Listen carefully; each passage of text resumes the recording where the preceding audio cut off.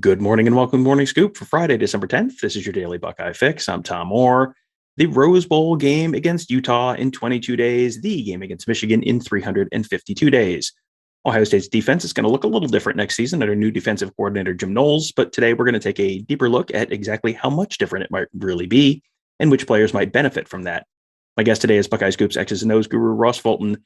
This is the show people have been asking me about since the Knowles news first dropped, so I honestly may just drop this show extra early, at least on YouTube, just so people can watch it. They've been waiting long enough. Ross, thank you for joining me. Happy to be here, Tom. So I guess let's start with the kind of high-level stuff.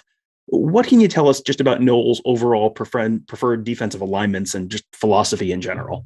Yeah, I mean, I guess what he uses the term offense as defense. He's fairly aggressive. I think even more so, I'd say he's really, at least at Oklahoma State, very invested in disguise. So, functionally, it's a 4-2-5 defense. That backside end, what he called a Leo at Oklahoma State. Sorry, too many OSUs. That guy stands up, and we can get into how he moves him around, which he does. But I mean, structurally, it's a 4-2-5. The big difference though will be like guys don't line up in the same spots that they for instance, like at Ohio State, like that cover safety position we've talked about, like basically plays the wide field over the slot receiver, essentially. Like he has a similar position. However, that guy will move around a ton. Sometimes he'll align as a deep safety and they'll show three safeties, but then like he'll fly down at the snap to play, to take away like a bubble screen, essentially. So like doing things like baiting the quarterback to throw that screen, and then that guy's screaming down. And so a lot of what you see pre-snap isn't actually what he's giving you post-snap. So, I mean, I guess the fact that it's still based out of a 4-down look, I mean, my assumption is that would make it easier to implement with Ohio State's existing personnel, that there should be less of a transition period than they'd have if they had shifted to like a pure 3-4. I mean, is that right?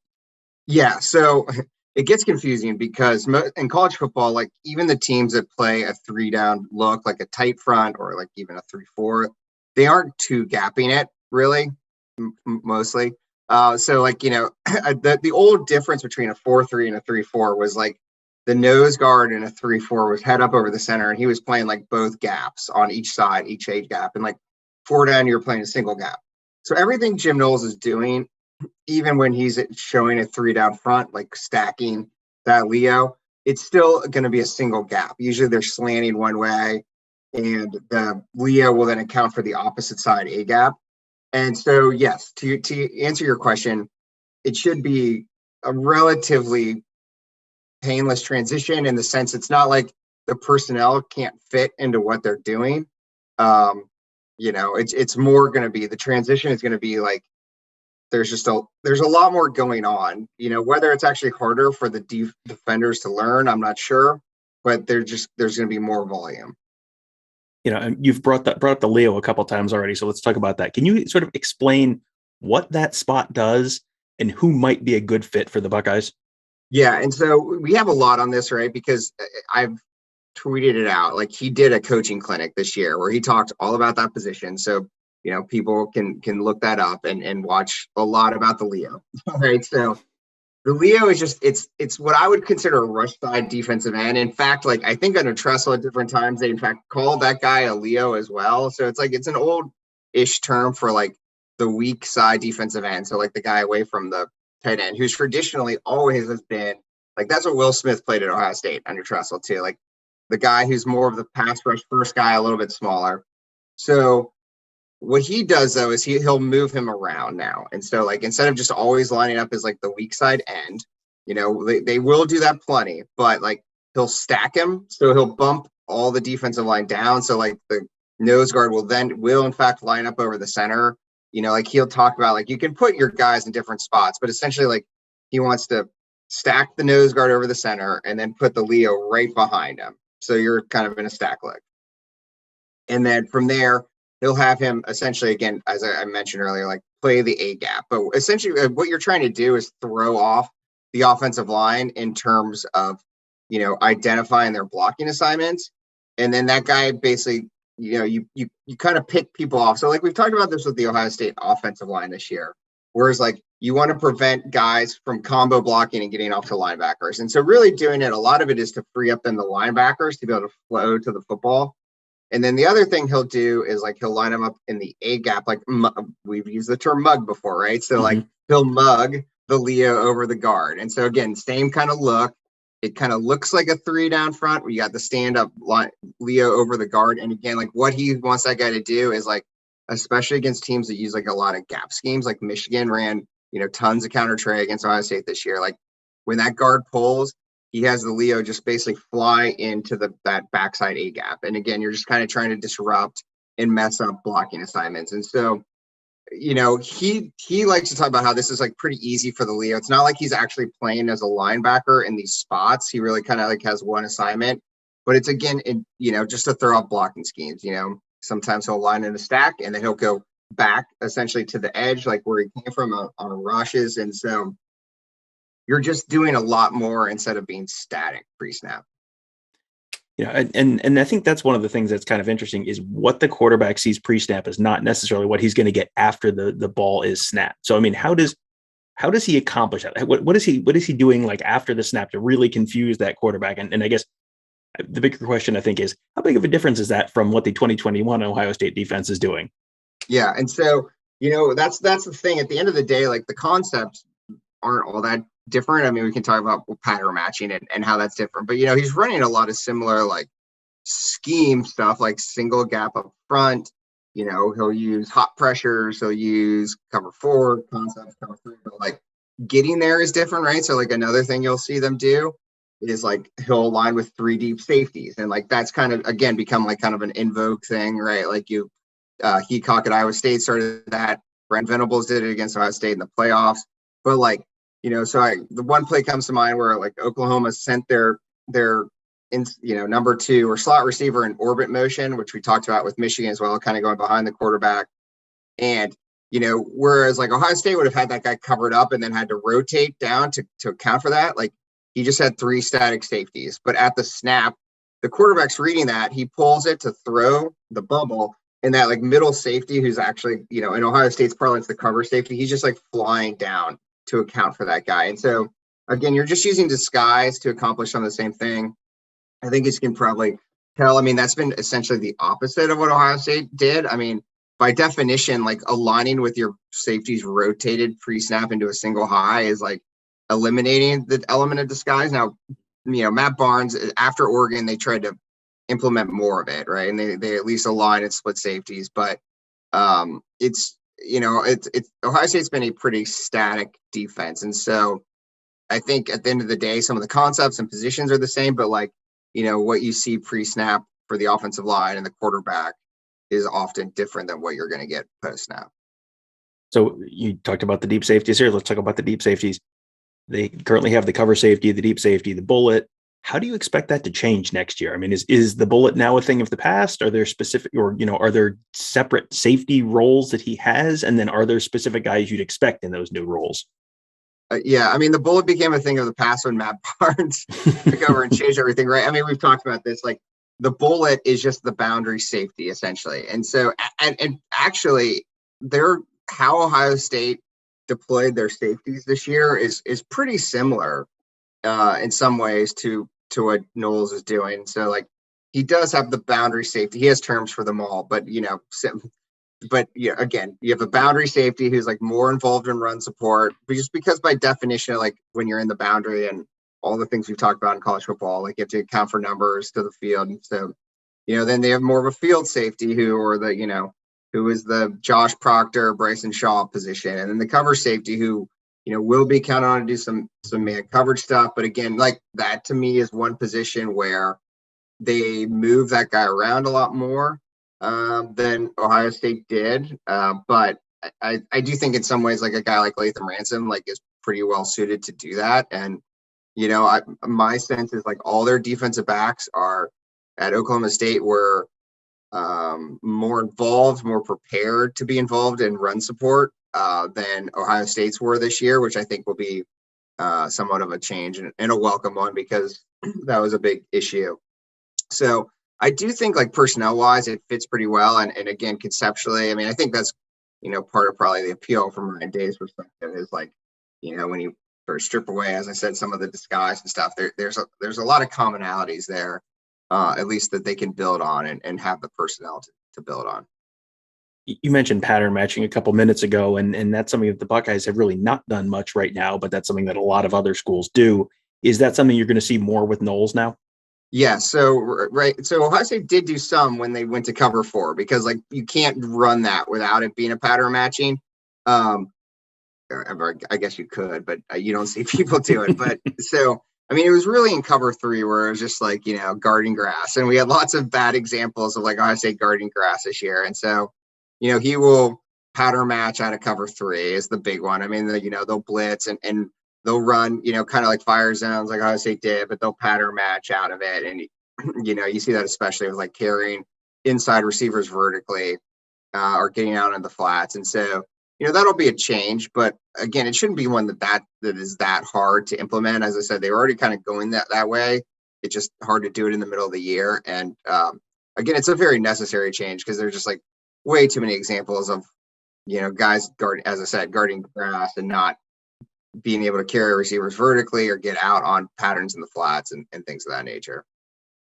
So on the back end of the defense, I've seen you talking about Mez and Meg quarters. So we've talked about Meg a bunch recently, so I'm assuming everyone who's listening to this probably is familiar with Meg, but Mez is new to the show. So can you explain the difference between Mez and Meg and what they work best against? Yeah, and so Mez just means man except shallow. So Meg is man everywhere he goes, and Mod is man only deep. Mez is man except shallow. So, it's the middle between Mod and Meg, but so you're going to play man on everyone except unless your receiver goes on a shallow crossing route, and then you trade them off. And I think for obvious reasons, like you're doing that again, because if you're chasing shallow crossing routes, that kind of in some ways defeats the purpose of pattern matching. I mean, there's benefits to all of it. But from him, like you see all of it. I mean, he'll put Meg to one side of the field. So, you're a corner, and then on the other side, they'll play 2 read, which is another form of cover 4. It's a little bit more like cover 2, but basically the name implies it's also even more confusingly called palms and other terms, but like the corner's reading the number 2 receiver. And so like he'll take the outside receiver vertically unless like the number 2 immediately cuts the flat, because then he'll cut him off. So you're like, it's you're trying to take away those like immediate flat routes that sometimes are open against cover 4.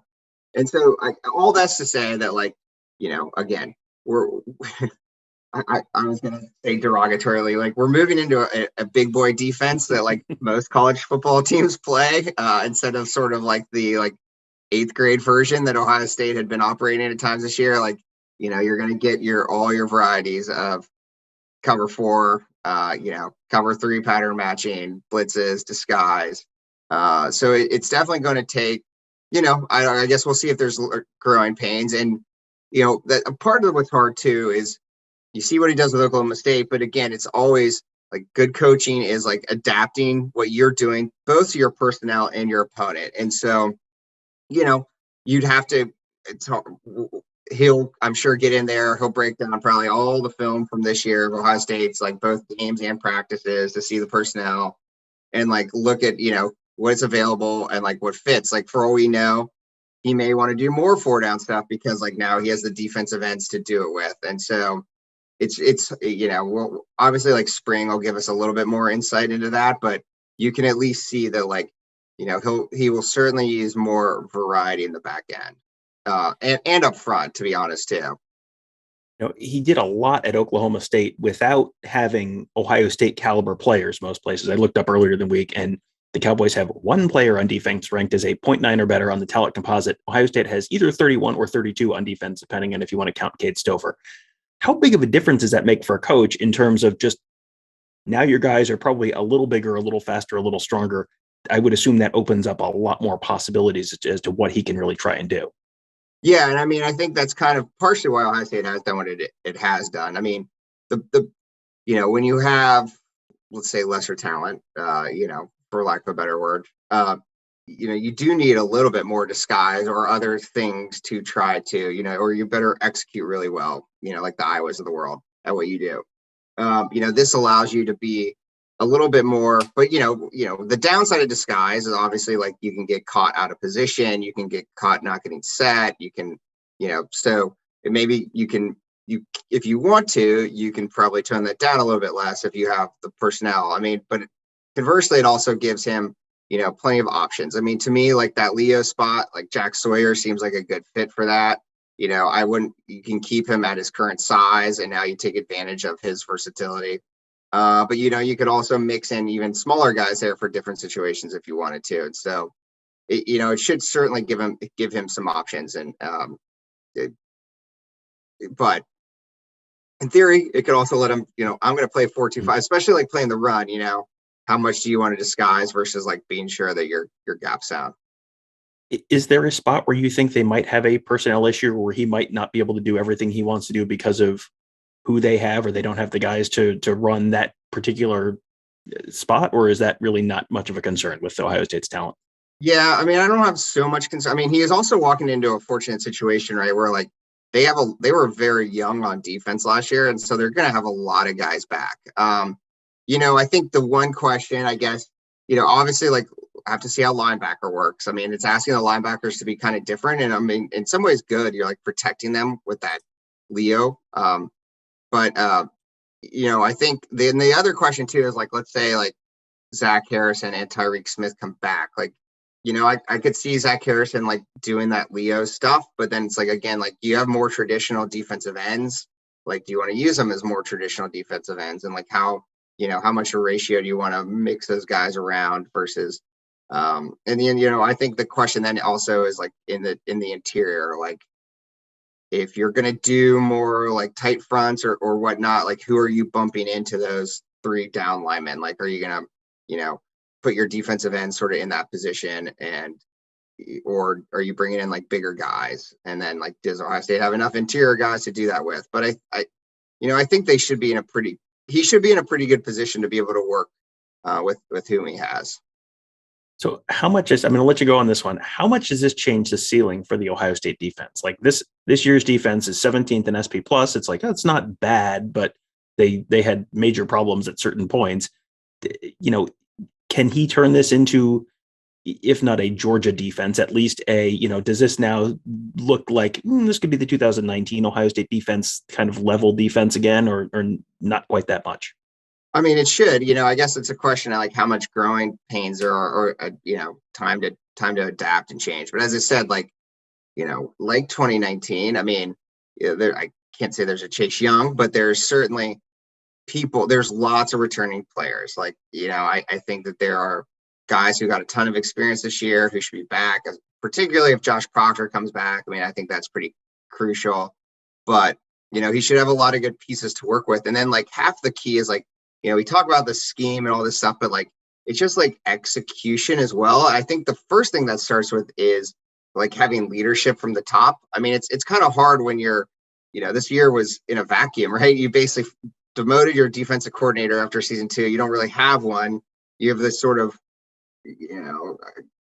I guess you could say collaborative effort, but you also might say like, somewhat of a leadership vacuum. Now you're going to have someone like who's in charge, like he's going to implement his technique. And like a lot of it's just like cleaning that stuff up, like better defensive line technique, better linebacker technique, and then being able to like implement a unified vision. I mean, there's no reason that Ohio State, with who they have back next year, shouldn't be a top 10 SP plus defense, even top 5. I mean, they should certainly be able to perform at the level that like Penn State and Michigan's defense did this year.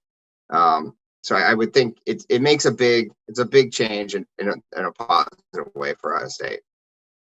All right. Well, we made you wait a couple extra days for that, everyone, but I hope you feel like it was worth the wait. I certainly did. So Ross, you can find Ross on Twitter at Ross R. Fulton. You can also find most of his tweets on my timeline where I look at it and I go, that's interesting. And I hit the retweet button pretty much automatically at this point. So, but you should also follow Ross just in case you don't follow me at Ross R. Fulton. Ross, thanks for joining me. Happy to, Tom. Always love talking to Ross, and always some of our most popular shows. And we're going to have a lot to talk about with him as we sort of shift into the 2022 Ohio State football mode from the 2021 Ohio State football mode. There's going to be a lot of fun stuff to talk about, a lot of interesting stuff to talk about. And lots of new fun positional terms and scheme terms to talk to Ross about. So that'll be a lot of fun. So make sure you are subscribed to this podcast on Apple Podcasts or Spreaker, Spotify, Google Podcasts, wherever you get your podcasts. You can find this podcast and all of our other great podcasts. Just search Buckeye Scoop to find all of those. You can subscribe right there. Also leave us a 5-star rating and review, which will help other folks find those shows as well. You can also find them on YouTube, youtube.com/Buckeye Scoop. As I said off the top, I'm dropping this one a little early on YouTube because we've kept you guys waiting long enough. And if you want to find out when stuff like this drops on YouTube, you can hit the bell there, subscribe to our channel. You'll get notified every time we post a new video so that you never miss a thing. You don't have to wait. You can just watch it as soon as it goes live. We will probably have a live show at some point on Friday. Kevin Noon, Tony Gerderman, and I, we haven't figured out our exact schedule yet, but we tend to try and do a live show on Fridays to just kind of run through listener questions, give you an update on everything. Kevin is headed out to New York for the Heisman ceremony, so there we go. A little Heisman talk today, a little later on, so should be a lot of fun. So subscribe to our YouTube channel at youtube.com/Buckeye Scoop. That'll do it for today. Thank you guys all for joining us. Have a great day. We'll talk to you tomorrow.